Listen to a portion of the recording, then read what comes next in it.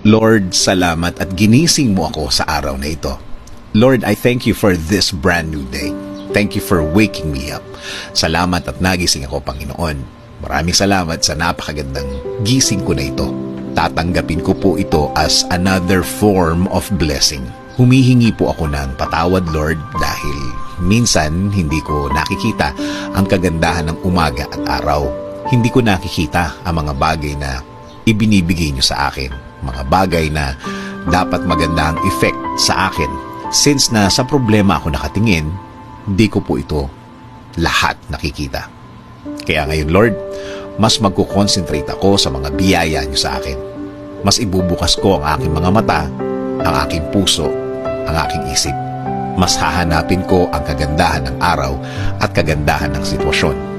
Sa ganda ng mga bagay na inilalagay niyo sa aking buhay. In Jesus' name we pray. Amen.